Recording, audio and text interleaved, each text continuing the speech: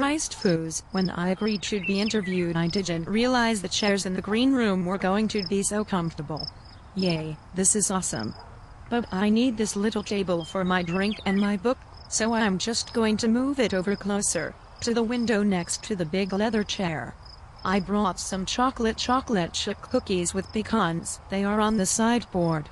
Just going to hang out and read until my interview starts. Okay. Oh, and if you could send an intern in here with some fuzzy slippers, my feet are tired. You are adorable bunny. I love the whole walking right in and making yourself at home thing. Love IT. Let's get things started. A friend suggested me that I should start every interview with my signature question, and I must admit I love the idea. So here, question number 1, what the fuck? Hey foos. I know. What the fuck indeed. Some days it seems like the only rational response to the world. I agree. Okay, I think everyone who knows you is aware of the fact that you are like an endless well of knowledge. I mean, you know shit for real. How did you manage to accumulate all that information? I read books and talk to people. Lucky for me, I get the chance to talk to some pretty smart people sometimes.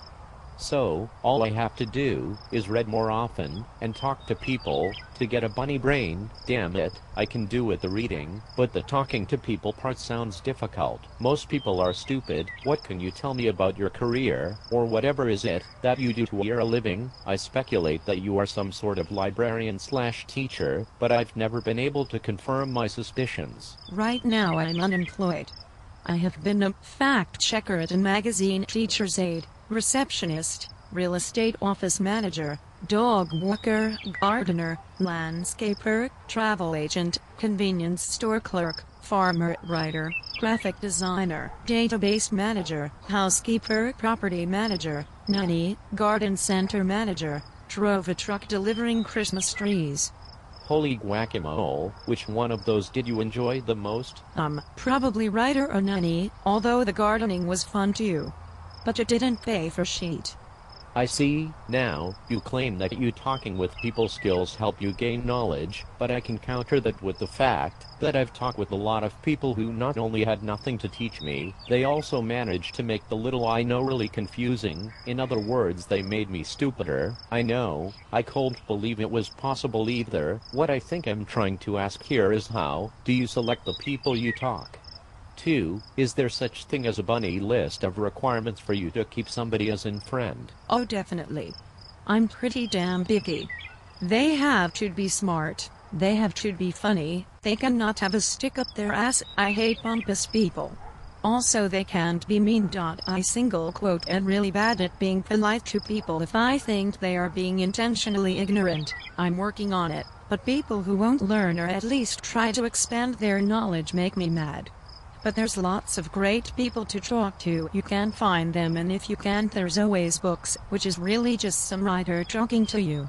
The only problem is you don't really get to talk back to the writer.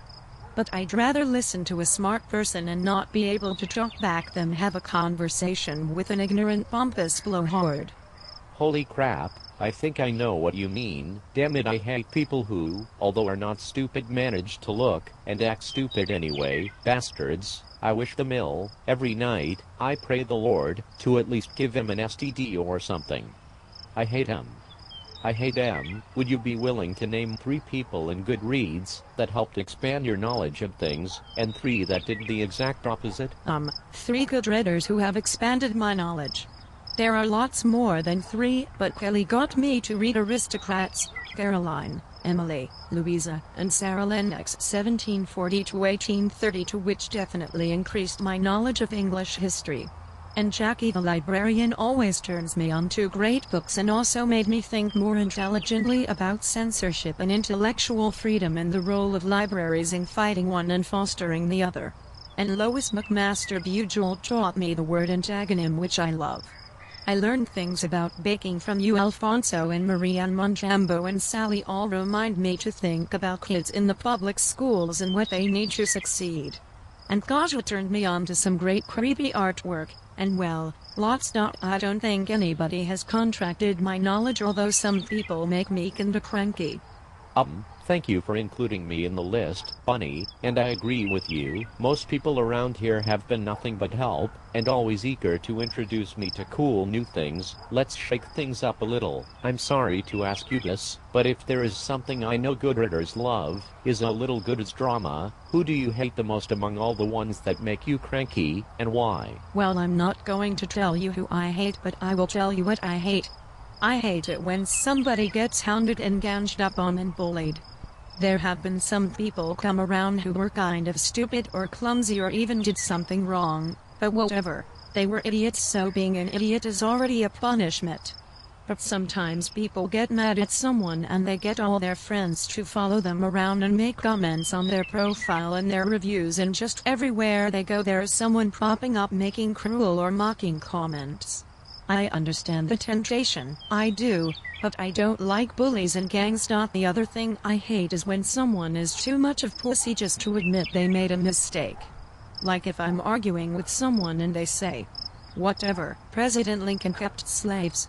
And I show them books and records and all sorts of information that prove it just isn't true, and they just say, well, we will have to agree to disagree.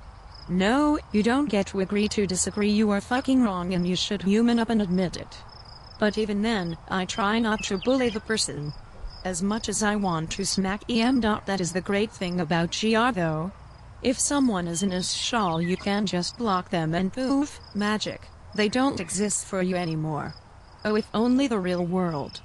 Wow, that's what I'm talking about, some hating with style. You managed to call them what they are without lowering to their dumb level. God damn it, Bunny, you got skills. Now, really quick, in a scale from 1 to 10, 10 being the hottest, how hot do you think I am? Designated question for all chicks who I interview. I'm hopping one day, one will say 10, and then agree to take me on a date. Remember, you asked enthusiasm and weirdness, 10 sensitivity and respect.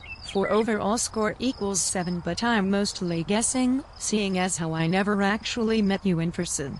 I suspect you may talk a good game and secretly be a lot more respectful than you own up to. So that would up your score. Awesome, one of the highest I've ever got. Now, I'm planning on printing this interviews and save them inside my After Doomsday capsule. It's a capsule that will open after Armageddon, so the survivors can see how it was before I blew it all to little pieces. Say your last comment before I end this interview. And Bunny, it was a pleasure, as always. Thank you for stopping by, stupid. I will love to have you here again with sometime in the future. Also, I'm sorry for not getting you your slippers, but this is a one-man show for reals, and that man is a lazy fuck. Stapling machine, Mrs. Zambezi. I'm out.